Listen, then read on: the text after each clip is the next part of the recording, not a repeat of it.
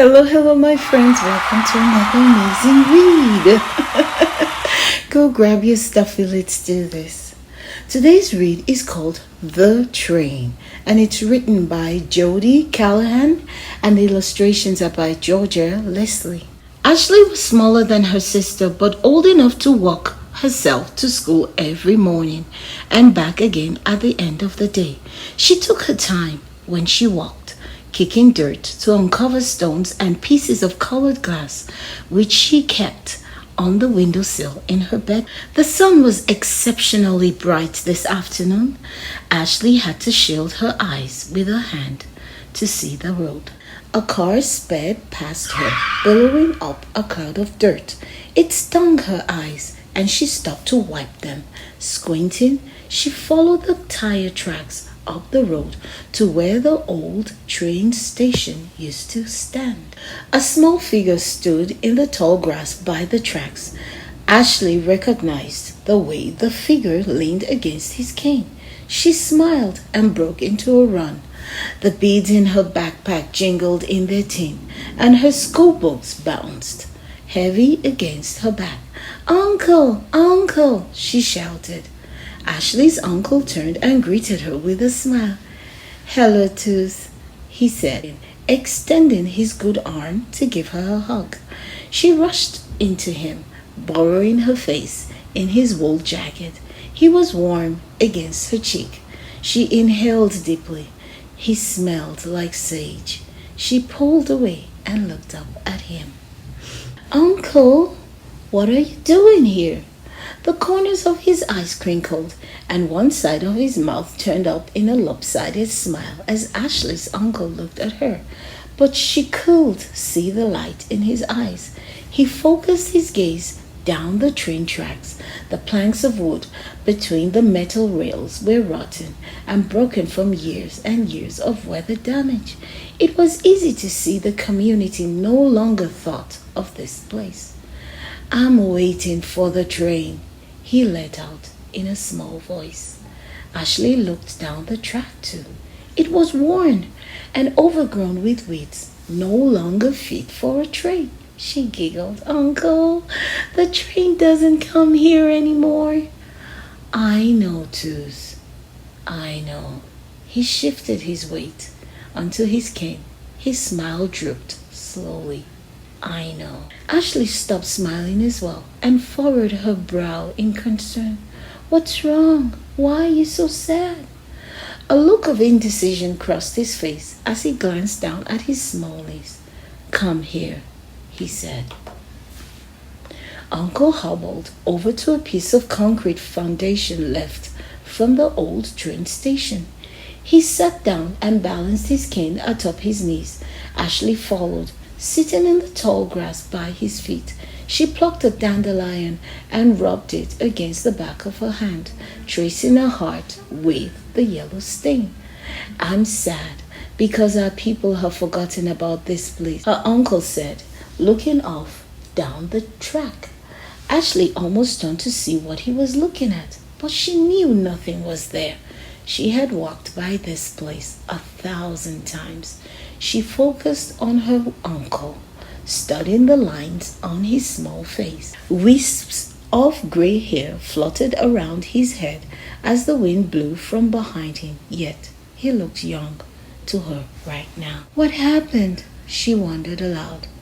"This place is very important to me and to people like me," he said proudly. "Why?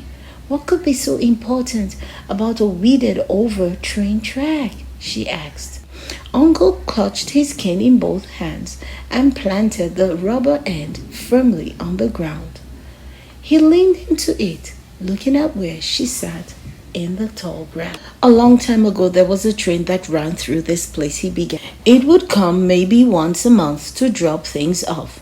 Things like rice and potatoes, stuff from outside of the reserve."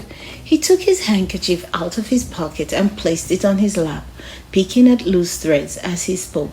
"Giju would send me and your grandfather Timmy down to meet the train because we were the oldest.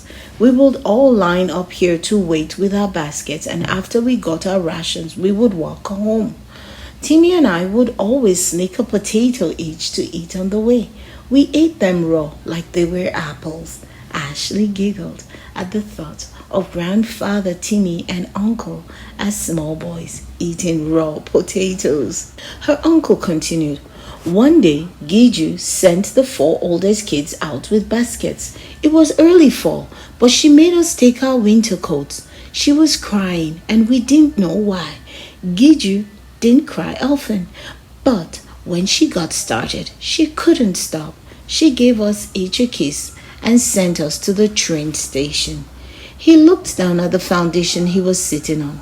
When we arrived, there were children from all over the village.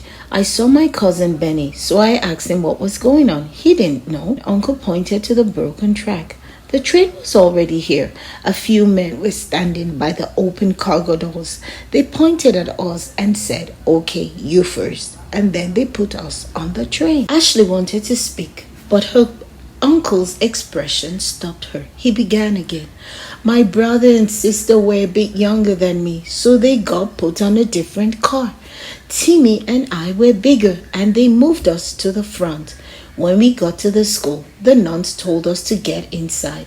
They took our clothes. They took our baskets. They cut off all of our hair. They told us we were no longer natives. And if we put up a fuss, we were hit, sometimes worse.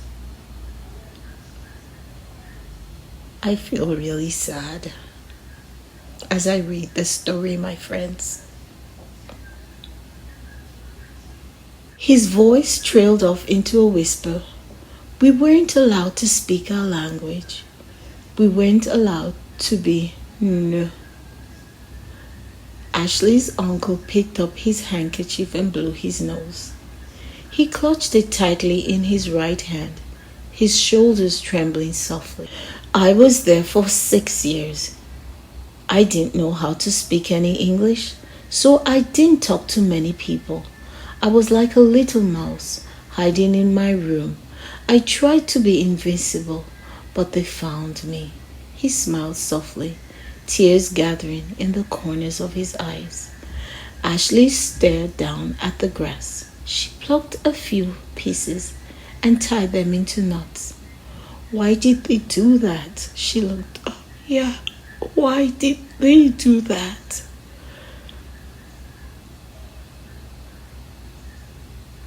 The deep lines in her uncle's face had softened. His eyes glittered as the sun shone down on his brown skin.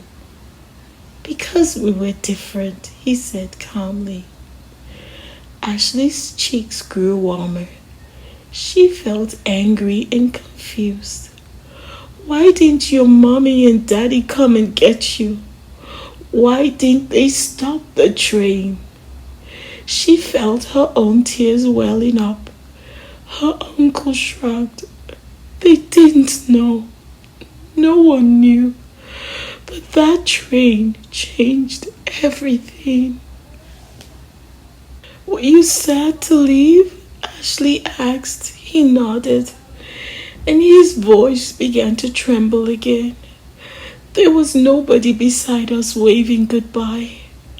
There was nobody there to hug us and to kiss us, or to remember who we were when we left that day. I'm sorry, Uncle. Yes, I am sorry too. And I'm sorry I'm a little bit weepy as I read this story, my friends.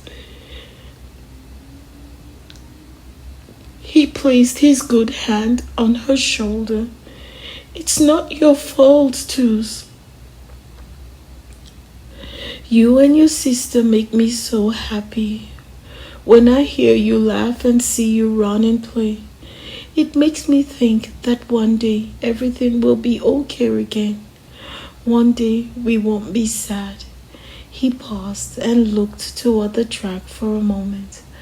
I wanted you to know where your family has come from, Ashley, so you can be proud of where you are going. Ashley wiped her tears with her sleeve. Is that why you come to sit here, Uncle? To remember what happened? He nodded. and thought for a moment. I come here to remember what happened, but I also come here to wait. What are you waiting for? She asked, craning her neck to look at the tracks, broken and rusted, still in the evening light, just how she had left them. I'm waiting for what we lost that day to come back to us, he said. Why? She asked. Because if I don't, who will? He asked, closing his eyes tightly. Ashley reached up and touched Uncle's fingers. They uncurled and her hand rested, small, inside his. He looked at his little niece. She smiled up at him and said, Don't worry, Uncle. I will wait with you. Well, thank you so much for joining me for this Read the Train.